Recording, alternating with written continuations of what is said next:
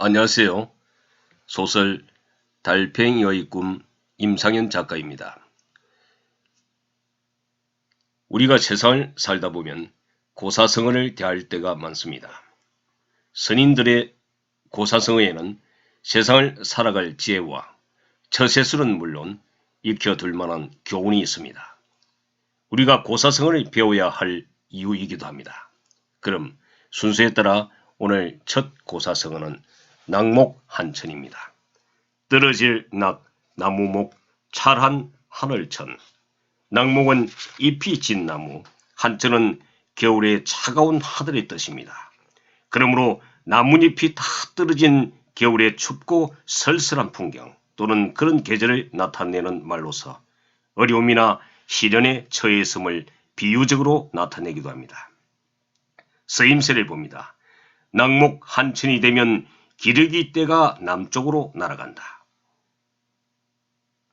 다음은 낙양지가입니다. 물이름 낙, 변양, 종이지, 갑가. 낙양의 종이값이란 뜻으로 옛날에 훌륭한 글이나 문장이 나오면 사람들이 글을 옮기느라 종이를 많이 썼으므로 값이 오른다는 것을 의미하거나 훌륭한 문장을 칭송하는 말입니다. 유래를 살펴봅니다. 중국 육조 시대에 제나라의 자사라는 무인이 삼도부라는 시를 쓰기 시작하여 10년 만에 완성하였으나 처음에는 알아주는 사람이 아무도 없었다. 당시에 유명한 시인 장화가 우연히 이 시를 읽고 칭찬을 아끼지 않았다. 그 후 삼도부는 사람들의 관심을 끌기 시작하여 너나 할 것 없이 이 글을 다투어 베껴갔다.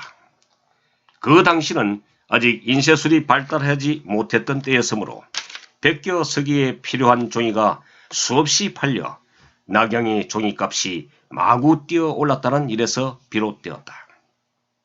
쓰임새를 봅니다.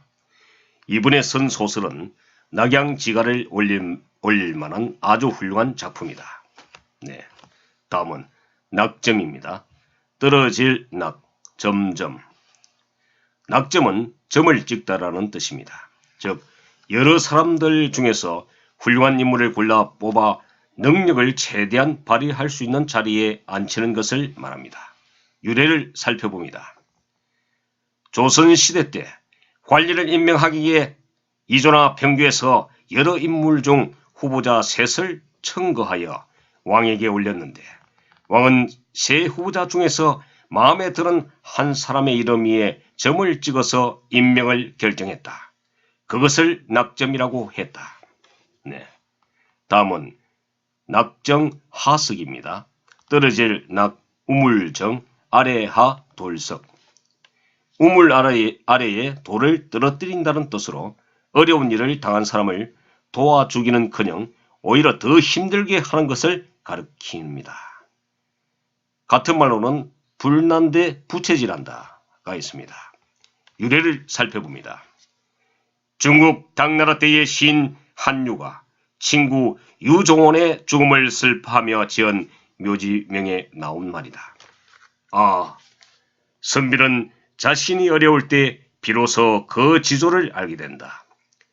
어떤 사람들은 컴컴한 골목에 살면서 서로 술과 음식을 나누어 먹고 놀면서 즐겁게 웃으며 자기의 심장이라도 꺼내줄 것처럼 죽음과 삶을 함께 할 거라고 아주 간절히 말한다. 그러나 작은 이익과 관련된 문제가 생기면 서로 눈을 부릅뜨고 사람을 구분할 줄도 모른다. 당신이 만일 다른 사람에 의해 함정에 빠지게 되었다면 당신을 구해주지 않을 뿐만 아니라 오히려 돌을 들어 당신에게 던지는 그런 사람이 매우 많다. 한유는 유종원이 소인배들의 모함으로 기계를 펼치지 못하고 세상을 떠난 것을 슬퍼하는 마음에서 이 글을 지었다고 한다. 쓰임새를 봅니다. 어려움에 처한 사람을 도와주지는 못할 망정 낙정하석같이 해치는 일을 하면 안 된다. 다음은 난곡불락입니다. 어려울 난, 칠공, 안일불, 떨어질 낙. 난곡은 공격하기 어렵다는 뜻이고 불락은 떨어지지 아니함, 함락되지 아니함을 함의 뜻으로 쓰입니다. 그러므로 어떤 일을 성취하기가 매우 어려움을 가리킵니다. 다음은 난상가란, 알난 위상, 더할가 알난, 알 위에 알을 포갠다는 말이나 아무리 어려운 일이라도 정성이 지극하면 하늘이 감동한다는 뜻의 말이 되었습니다. 같은 말로는 지성감천이 있습니다. 유래를 살펴봅니다. 한 관리가 잘못을 저질러 멀리 귀향을 가게 되었다. 그는 아내에게 다음과 같이 말했다. 살아서 못 돌아올 것 같소. 혹시 알 위에 알을 포갤 수 있다면 몰라도. 아내는 낙심하면서도 그날부터 밤낮 없이 계란 2개를 소반 위에 놓고서 포개져서 남편이 살아 돌아오게 하여 달라고 빌었다. 어느 날 밤 백성들이 사는 모습을 몰래 살피던 임금이 부인이 비는 소리를 듣고는 귀양살이를 하는 관리를 풀어주게 하였다. 네, 서임설에 봅니다. 밤낮 없이 어머니의 병환이 낫기를 기도하면 난상가란하여 반드시 회복할 것이다. 네. 다음은 난신적자입니다. 어지러울 난, 신하신, 해칠적 아들자. 난신은 나라를 어지럽히는 신하의 뜻이고 적자는 불충하거나 불효한 사람의 뜻입니다. 그러므로 임금을 해치는 신하와 어버이를 해치는 자식 또는 나라를 어지럽히는 무리나 역적을 가리키는 말로 극악무도한 자를 비유한 말입니다. 쓰임새를 봅니다. 영모를 꾀한 난신적자를 처벌하다. 네. 다음은 난형 난제입니다.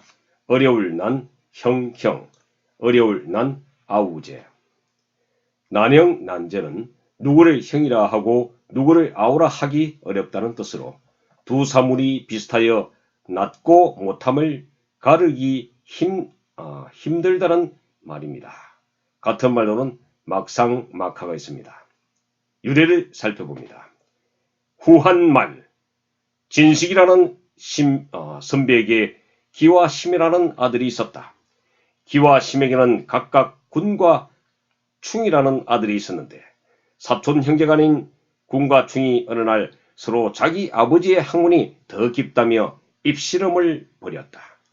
결론이 나지 않자 할아버지인 진식에게 가서 누가 더 나은지 묻기로 했다. 진식은 잠시 생각하다가 형은 형이 되기 어렵고 동생은 동생이 되기 어렵다고 말하였다. 네, 다음은 남가 일몽입니다. 남역 남 가지가 하나일 군몽. 남가는 남쪽으로 뻗은 나뭇가지, 일몽은 한바탕의 꿈이란 뜻입니다. 그러므로 남쪽으로 뻗은 나뭇가지 아래서 잠을 자다 꾼 꿈이란 말로 덧없는 한때의 꿈 또는 인생의 덧없음을 비유하여 이르는 말입니다. 네, 유래를 살펴봅니다. 당나라 때 순우분이란 사람이 있었다. 하루는 순우분이 술에 취해 집 앞에 큰 회나무 밑에서 잠이 들었는데 어디선가 두 사나이가 나타나더니 순우분을 나무 구멍 속으로 데리고 갔다. 그곳은 괴안국이었는데 왕이 순우분을 반가이 맞이하며 사이로 삼았다. 순우분은 궁궐에서 영화를 누리다가 남가군 태수라는 벼슬을 받았다. 남가군을 다스린 지 20년, 그는 공을 인정받아 재상이 되었으나 왕은 천도해야 할 조짐이 보인다며 순우본을 고향으로 돌려보냈다. 잠에서 깨어난 순우본은 꿈이 하도 이상해서 회나무 뿌리 부분을 살펴보니 구멍이 있었다. 그 구멍을 더듬자 수많은 개미가 2마리 왕개미를 둘러싸고 있었다.